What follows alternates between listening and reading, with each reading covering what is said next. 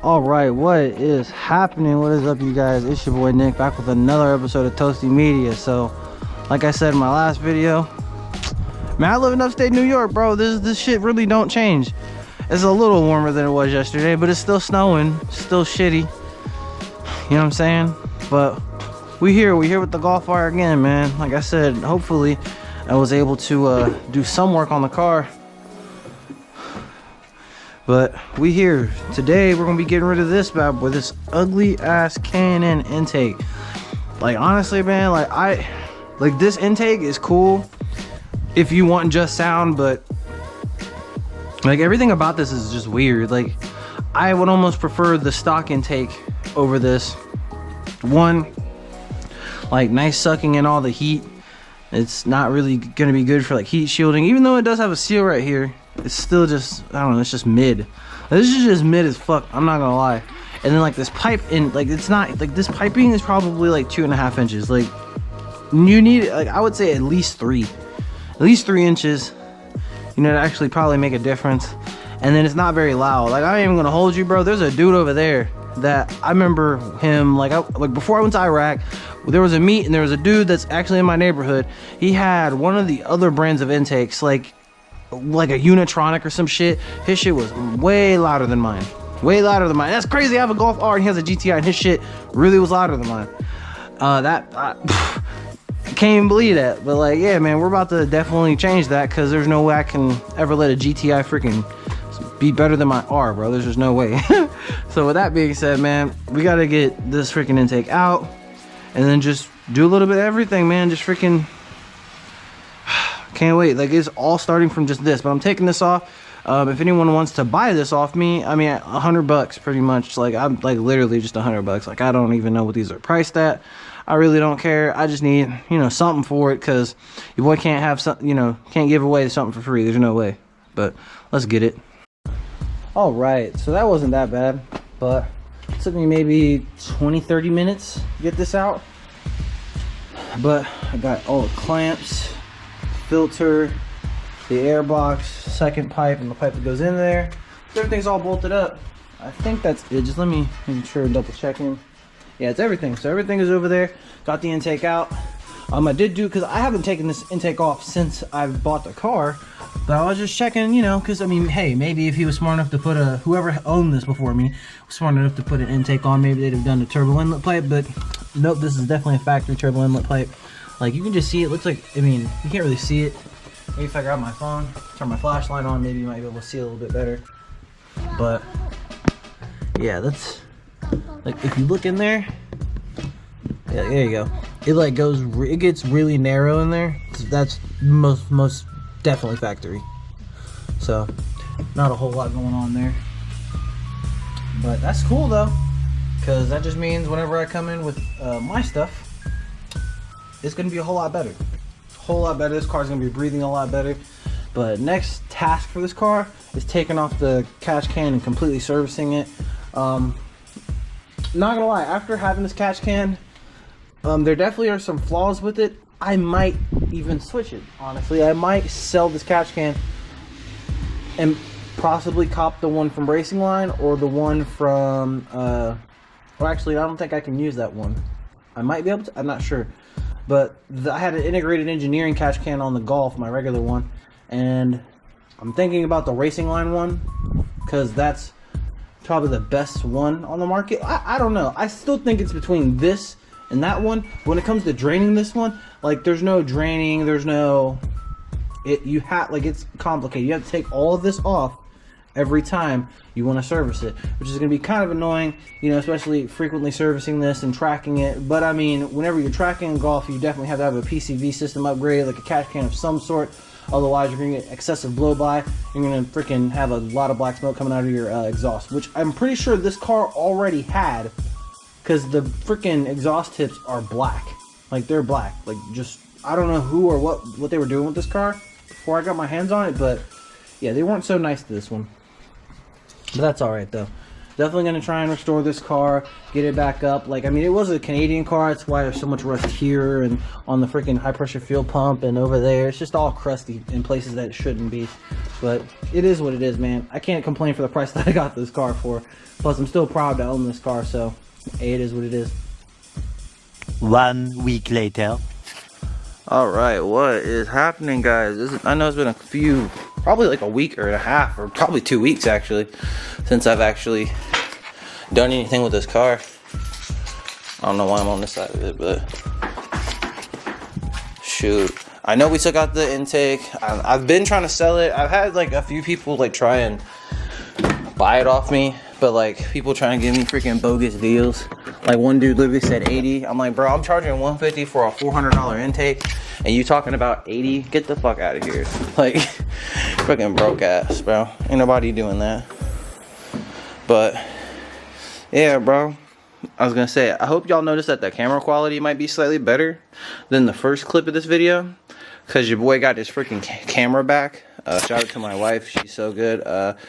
Story short, basically, American Airlines jacked my fucking camera, like when I was going to Korea for the birth of my kid, and yeah, they didn't want to replace it, but shout out to my wife who replaced it. I tried everything to get it back, but it failed, obviously, so, I mean, hey, I got a camera back, so we're chilling for now. I just gotta get everything back, but yeah, now we're taking off this catch can. That's what's coming off. I honestly think that's why I'm having the problems I'm having, because I got oil that blows out of here, out of the freaking catch can, or out of the PCV, or the breather, fuck, out of the breather. And honestly, I think it has to do with some shit just being trapped in here, because like before, whenever I put this on, I had no problems at all. I had none. Now I'm getting fucking problems, oil blowing out, getting on the freaking downpipe. Like, it's just kind of scary, because that will catch your car on fire if there's enough of it. So with that being said, we're going to take this catch can off, try to, and empty it. Everything in here is probably, well, it's not probably, it should be frozen. So honestly, it should just be taking this off, and I'm going to bring this inside in with the oil drain, with my oil drain pan, and I'm just going to let this shit all melt and then dump it all out. It's probably going to stink, and I really don't want to bring it in the house, but it's the only place that's like warm enough to do so, so let's get it. Okay, guys, so the catch can itself, like the actual box, is out. The lines are just kind of here chilling. It's a good thing I kept the wrench from when I originally installed this. I even still had the tape on it. You ever like done something and then you come back to it like a year later and it's like, oh my gosh, I still left this? Like, literally the wrench that I kept. And I put tape on it because of the AN lines. I didn't want to scratch them too bad. I mean, I definitely still scratched them, but I mean, it could be way worse. Like, there could be way worse. But yeah, man, just now, honestly, now that we have the catch can off, it's upstairs in my house in the hallway melting, you know, before I get into my actual main entranceway. I'm thinking we should do the turbo inlet, since it's right there, and I could put on the new 3-inch turbo inlet that I have, and then once we put the catch can back on, the turbo inlet would already be installed, and then all we got to do is drop in the new intake, and then we got other things to work on, like the intake manifold. We got to take that off, and then do the whole port injection system. I honestly want to get a new freaking high pressure fuel pump, because this one's just hella crusty. Honestly, this entire car is kind of hella crusty because it was a Canadian car. I honestly still don't know how I got a Canadian car in the United States, because you can't import somehow. I honestly don't know. I really don't know. I just bought this from a dealership in Michigan, and I'm like, I really don't know. So I couldn't tell you a whole lot. But what I could tell you is that this car definitely needs some help. But we're getting there, man. We're getting there. It's slowly but surely we're getting there. Yeah, this thing is just, it's just got some crust. It's nowhere near as bad, though, as, like, the Lancer. And that's another car we're actually doing. It's behind the Beamer, but we're actually doing that car. I finally decided that this car is actually a good car, and I stopped hating it. And we're actually going to try and fix it. Starting with the brakes, which I have brakes over here. So there's going to be some episodes coming out on the Lancer very soon. I'm just waiting for brake calipers right now, because the one brake calipers are, like, destroyed. yeah, man, it's just a whole lot of car stuff going on. The only crappy part is that, sorry, putting my tools back. The only crappy part is, obviously, it's snowing so bad. Like, it just makes you just not want to do stuff sometimes. It really does. Like, I probably could have done this a while ago, but it's just the amount of snow that just keeps accumulating, man. It just makes stuff really hard to do. But that's why I'm going to a place that's hopefully the polar opposite of this place, and I don't gotta worry about none of that no more. Damn, I have no wiper or washer fluid. I have to fix that. But yeah, so I think what we're gonna do is now we're gonna try and get to the turbo inlet, which shouldn't be too hard. I'm pretty sure it's 3 little bolts, and there's that difficult one on the bottom. I think that's the hardest one. But I'll let you know how it goes. Hopefully it goes smooth and we can get it off. Fingers crossed. Alright, so a little YouTube video actually discovered that what I was talking about was the diverter valve right there. But what we actually was looking for was this, which is just one bolt. But like, look at the size difference. Like, they're not kidding when they say really getting a turbo inlet wakes up these cars. I see why now. Like, this is like, it's so constricting, and it gets smaller. Like, this is the turbo side, this is the intake side. Like, it just gets smaller and it restricts flow. Whereas this thing, it's 3 inches all the way through and through. So I don't know how much horsepower this is going to free up. According to, and I hate to use their metric, ECS Tuning, their version of this, they were able to get 5-wheel horsepower dyno tested, supposedly. Granted, theirs is not this. I don't think theirs is this big. So who knows what this, like, who knows how much this will give. But I have a feeling this IS-38 is about to wake the fuck up, though. Like, I have a genuine feeling with this and the intake that I have, this IS-38 is about to wake the hell up. But we're going to see. We're going to try and get this on and see. I'm not going to lie to you, though. DVB2. What is this welding job, bro? Hold up. Look at this. Like, look at that. That is the welding job that's holding that on. Like, I'm not too confident in that at all. But you know what? I mean, if it works, it works. For now, I'll probably see if I can get another shot. Because this honestly wasn't hard to uninstall. And it's a Sunday. I can't get anyone to weld it at the moment. So it just kind of has to be, it is what it is. And we're not making a crazy power. The engine's not going to be moving or anything. I can't really imagine why this would break on my car. But I could be wrong. I could totally be wrong, and this could totally freaking snap. Like, it's only welded by like 2 points. So it's kind of sketchy, I'm not going to lie. But we'll see. No telling. No telling. But, I mean, other than that, everything else is good. I just don't know why this little shit was just it looks like it's just dog shit right here. Other than that, I got no problem with it, though. So we're going to try it, put it on the car, see how it installs. Let's see. Alright, so a bit of bad news. While installing this, the O-ring decided to snap. And then I tried to see if this thing fit at all.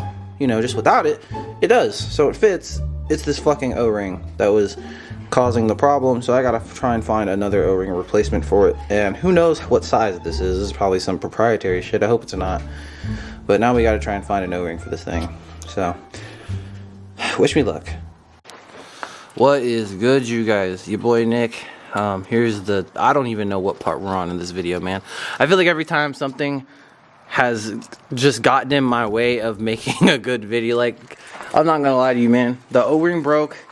Now I've got a freaking 10-pack replacement. Like, I just want to get this car finished so we can, you know, start it up at least. Granted, we ain't going nowhere. Like, this snow, like, that's the BMW, man.